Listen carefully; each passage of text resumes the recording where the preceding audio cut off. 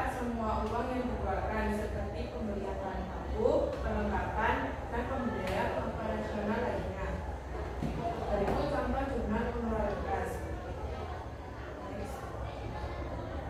Jurnal umum digunakan untuk mencatat seluruh transaksi yang tidak termasuk jurnal khusus agar pencatatan tetap seimbang dan rapi. Berikut contoh jurnal umum. Kartu persediaan digunakan untuk mencatat barang masuk dan keluar agar stok dapat dipantau lebih mudah. Itu contoh kartu persediaan. Oke, next material di explain by Adya. I will explain first into the ledger. After transaction are recorded in the journal, they are transferred to the ledger based on each account. This is example, name account, cash in hand, ending balance Rp230,000. Next. Selanjutnya menyusun neraca saldo. Saldo semua akun di buku besar dikumpulkan dalam neraca saldo untuk memastikan jumlah debit dan kredit seimbang sebelum laporan keuangan dibuat. Jumlah dari neraca saldo kami sebesar Rp860.000. Next. Selanjutnya jurnal penyesuaian. Pada akhir periode, JCG membuat jurnal penyesuaian untuk menyesuaikan saldo akun agar laporan keuangan lebih akurat. Terdapat 2 transaksi dengan jumlah Rp100.000. Next. Selanjutnya menyusun kertas kerja. Digunakan untuk membantu menyusun laporan keuangan dan mempermudah pengecekan data akuntansi agar lebih rapi dan akurat. Neraca saldo dan jurnal penyesuaian diambil dari sebelumnya. Neraca saldo disesuaikan dengan jumlah Rp960.250. Laba rugi diambil dari penjualan sampai dengan bulan penyusutan. Neraca diambil dari kas di tangan sampai dengan modal. Next material will be explained by Aurel Maira. Selanjutnya, I will explain about preparing profit and loss statement, profit distribution statement, statement of change in equity, and statement of financial position. The income statement is used to show the company profit or loss. The result is company net profit Rp91.250. Next. Laba dibagi atas dasar modal kata awal periode. Modal keseluruhan kami itu berbeda-beda, maka total laba Rp91.250. Next. Terdapat modal akhir pada Agustina sejumlah Rp113.250, modal akhir Tania sejumlah Rp43.250, modal Maira sejumlah Rp68.250, modal Cantika sejumlah Rp178.250, modal Amelisa sejumlah Rp173.250. Next. Pada tabel aktiva terdapat aset lancar yang meliputi kas di tangan, persediaan barang dagang, dan perlengkapan. Jumlah aset lancar Rp287.500. Selanjutnya ada aset tetap meliputi peralatan dikurangi dengan akumulasi peralatan, maka jumlah aset tetap Rp576.250. Selanjutnya di tabel pasifa itu meliputi modal keseluruhan kami dengan total Rp576.250. Next material will be explained by Agustina. Thank you, Lauren. Now I will explain about cash flow statement. Under cash flow statement of this cash ratio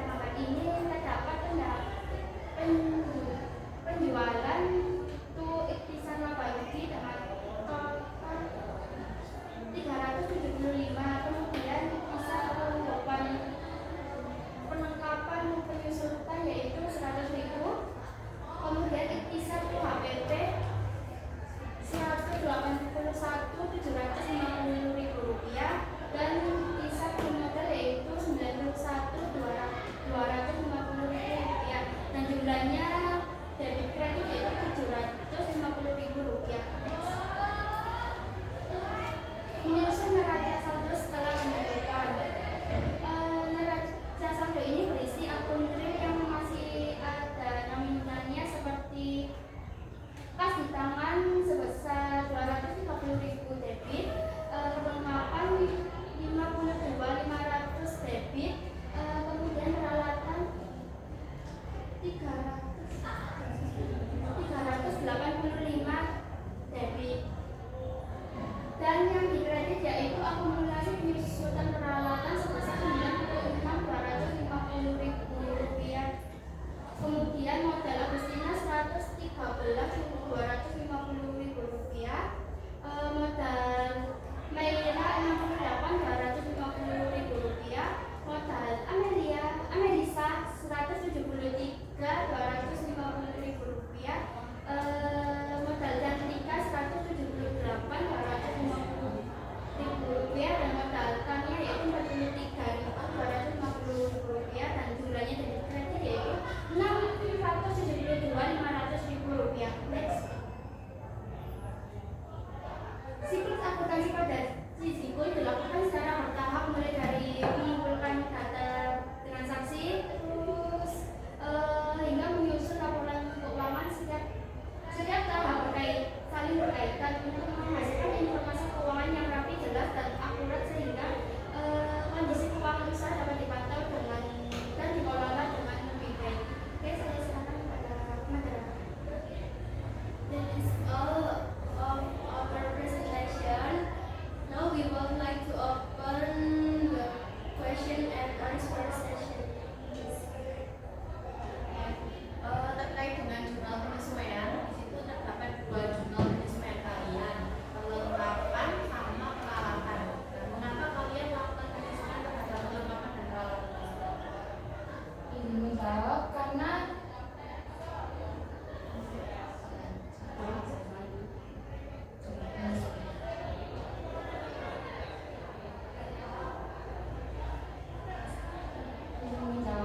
perlengkapan kita masih ada sisa mika.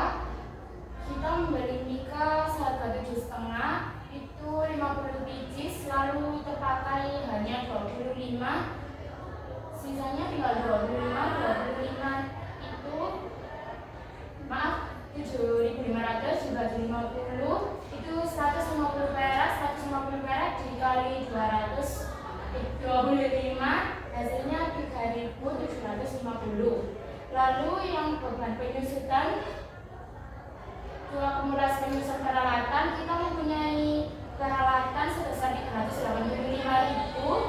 Kita menggunakan metode garis lurus.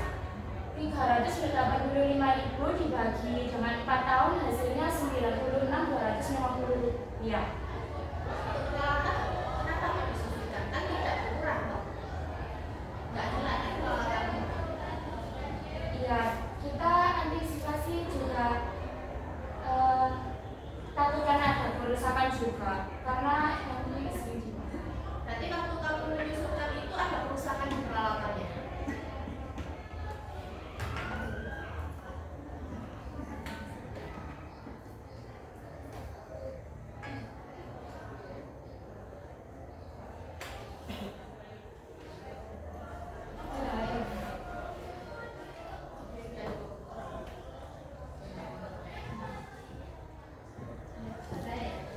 Tadi usahanya apa mbak?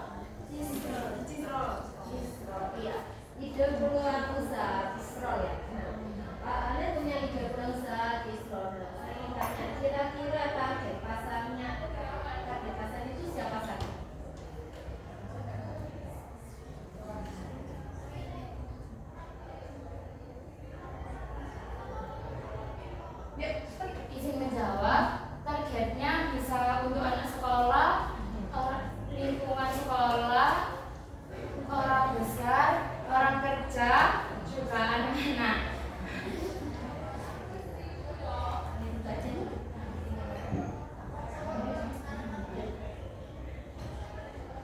mungkin hanya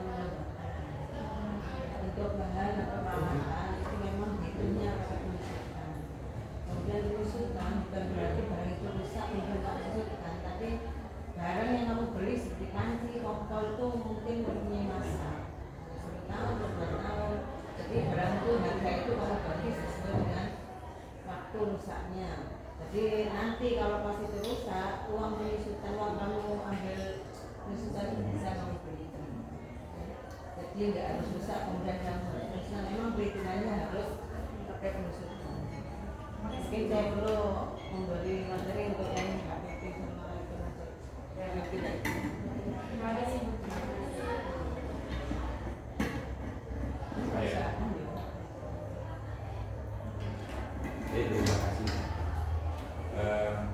Ini kan kalian hanya mencatat, melaporkan kan gitu. Ini kan bukan usahamu, ya. Oh, usahamu bukan ya. Nah, saya sering melihat itu pengusaha atau usaha itu yang bagus, lagi kolak atau lagi terjun bebas, ya. Kira-kira dari pencatatan sama pelaporan itu, secara kasat mata usaha ini jalan sempurna atau tidak itu biasanya ditunjukkan dari apa perilakunya pengusaha ini, ya, misalkan kalian. Oke, ini kamu catat, kamu simpan duitnya, ya kan? Terus kamu laporkannya kan juga ke tim, ya. Nah, ini meskipun usaha kecil tapi modelnya sudah PD. Tanda-tanda usaha itu jalan bagus, mulai dari buka sampai tutup. Kira-kira yang bisa kalian lihat itu apa? Usaha ini jalan bagus, usaha ini tersiap-siap, usaha ini sudah tidak baik. Dari segi keuangan, kira-kira cirinya apa?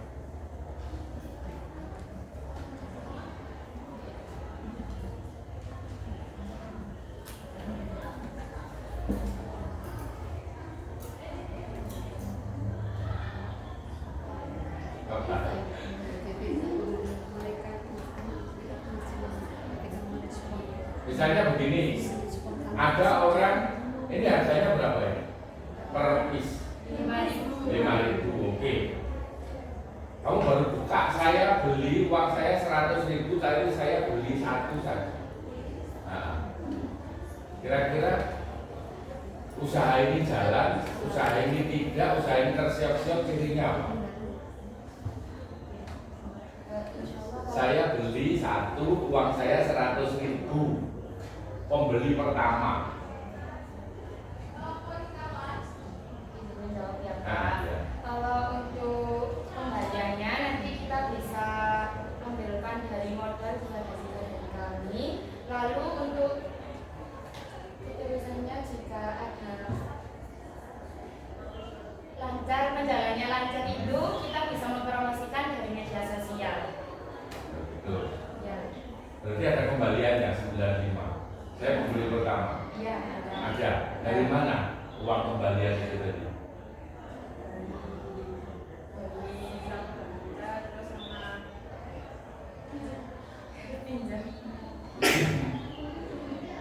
Menukar uang dari penjual lain.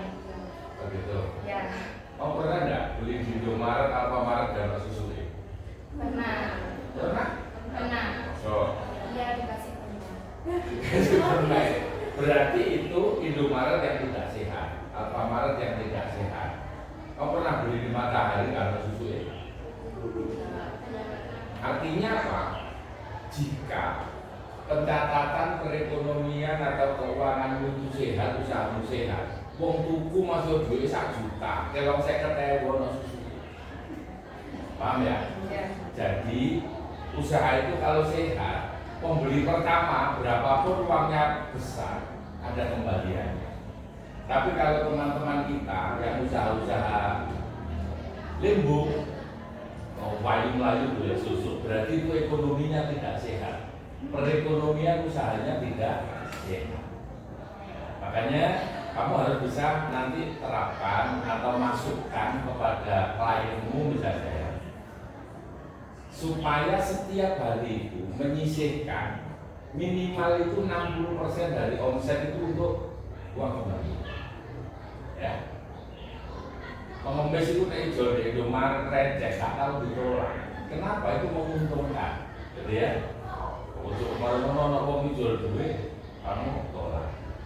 Intinya pembeli pertama, kedua, 3, 4 dan seterusnya jangan sampai tidak ada uang kembali. Itu adalah kategori usahanya sehat. Ya, terima kasih. Okay, that's the end of